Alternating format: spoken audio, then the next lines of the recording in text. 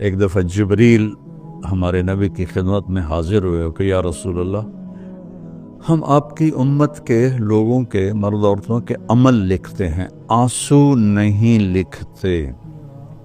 سبحان اللہ۔ آپ نے فرمایا کیوں؟ آنسو بھی تو ایک عمل ہے۔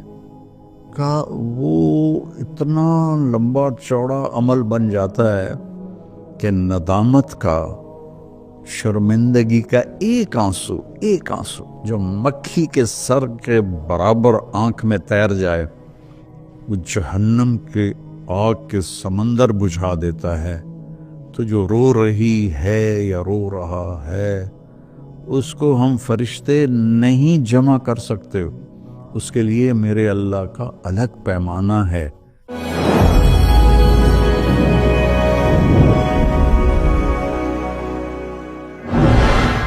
من عمل صالحا من ذکر او انثى وهو مؤمن فلنحینہ حیاتا طیبہ۔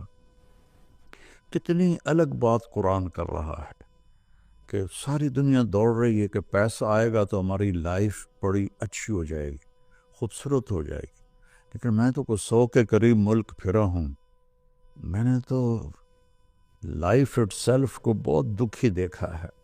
چیزیں، پیسہ، ذاتی جہاز، ذاتی کروز، سب کچھ دیکھا، لیکن زندگی اٹ سیلف کو بہت دکھی دیکھا ہے۔ یہ قرآن کہہ رہا ہے کہ تم میں جو اللہ اس کے رسول کی مان کر اچھے عمل کرے گا اور وہ ایمان والا ہوگا تو اس کا رب ان کو انتہائی خوبصورت، پاکیزہ اور خوشبودار زندگی عطا فرمائے گا۔ طیبہ کے یہ کئی مطلب ہیں، لیکن خوبصورت، طیبہ، پاکیزہ، طیبہ، خوشبودار، طیبہ، ایسی زندگی اللہ عطا فرمائے گا۔ پیسہ ہے تو بھی ہوگی اور پیسہ نہیں ہے تو بھی ہوگی۔ اور پچھلے 2.5-3 سال سے ہمارے ملک کے حالات انتہائی تباہی کے ہیں، دکھ کے ہیں، تو اس میں ہم ایک دوسرے کو الزام دے رہے ہیں، اس کا قصور ہے، اس کا قصور ہے، لیکن جب میں قرآن دیکھتا ہوں تو وہ کہتا ہے کہ تم سب کا قصور ہے۔ ما اصابکم من مصیبت فبما کسبت ایدیکم ویعفو عن کثیر۔ جو تم پر مشکلیں آ رہی ہیں اس کی ذمہ دار تم سب ہو، تم سب ہو، کوئی ایک طبقہ اس کا ذمہ دار نہیں ہے۔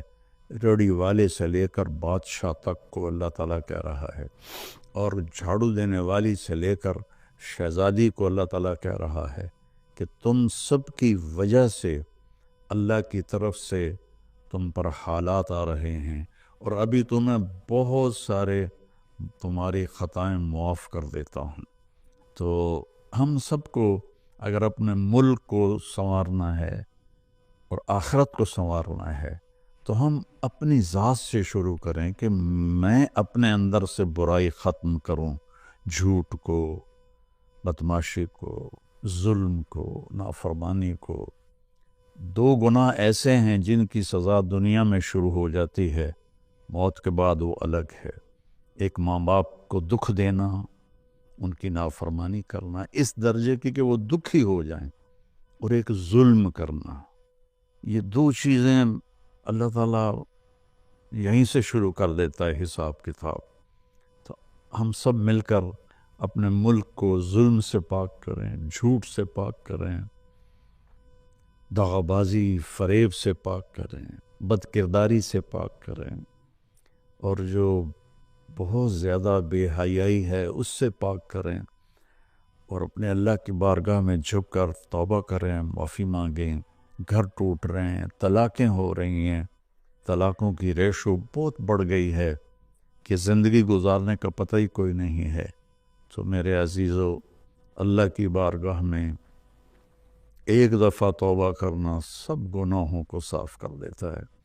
پھر ایک اور حدیث یاد آ گئی، ایک دفعہ جبریل ہمارے نبی کی خدمت میں حاضر ہوئے کہ یا رسول اللہ، ہم آپ کی امت کے لوگوں کے مرد عورتوں کے عمل لکھتے ہیں، آنسو نہیں لکھتے۔ سبحان اللہ۔ آپ نے فرمایا کیوں؟ آنسو بھی تو ایک عمل ہے۔ کہا وہ اتنا لمبا چوڑا عمل بن جاتا ہے کہ ندامت کا، شرمندگی کا ایک آنسو جو مکھی کے سر کے برابر آنکھ میں تیر جائے، وہ جہنم کے آگ کے سمندر بجھا دیتا ہے. تو جو رو رہی ہے یا رو رہا ہے، اس کو ہم فرشتے نہیں جمع کر سکتے. اس کے لیے میرے اللہ کا الگ پیمانہ ہے، جو میرا رب خود اس کو کیلکولیٹ کر کے قیامت دن کہے گا، میرا بندہ، میری بندی، یہ تیرے ندامت کے آنسو، یہ تیرے دکھ کے آنسو، حتیٰ کہ خوشی کے آنسوں پر بھی اللہ خوش ہو کے اجر دیتا ہے. تو ہم اللہ کی بارگاہ میں توبہ کریں اور اس کی بارگاہ میں جھک کر اللہ سے مانگیں کہ یا اللہ، چونکہ زمین آسمان پر بادشاہی تو اللہ کی ہے، یا حکم تو اللہ کا چلتا ہے، ڈنڈے کا نہیں چلتا، اللہ کا چلتا ہے.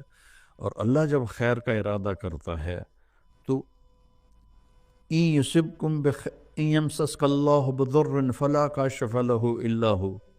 میں اگر تم پاکستان والوں کو مصیبت میں ڈال دوں یا پوری دنیا کو، تو کوئی ہے کہ اسے کوئی ہٹا کے دکھا دے. وَإِن يُصِبْكَ بِخَيْرٍ. اور اگر میں عرشوں سے فیصلہ کر دوں کہ ہاں بھائی، پاکستان کو مثالی ملک بنا دو، دنیا کو مثالی دنیا بنا دو، فَلَا رَادَّ لِفَضْلِهِ. تو پھر دنیا کی کوئی طاقت، کوئی اسکیم نہیں ہے کہ جو میرے فضل کو روک سکے.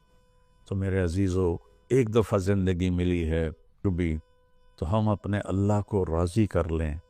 ایک اللہ کو ماننا، یہ سب سے بڑی عبادت، لا الہ الا اللہ، کہ اللہ ایک ہے، اس کے سوا کوئی مدد والا، عبادت کے قابل، مدد کے قابل کوئی بھی نہیں ہے سوائے اللہ کے.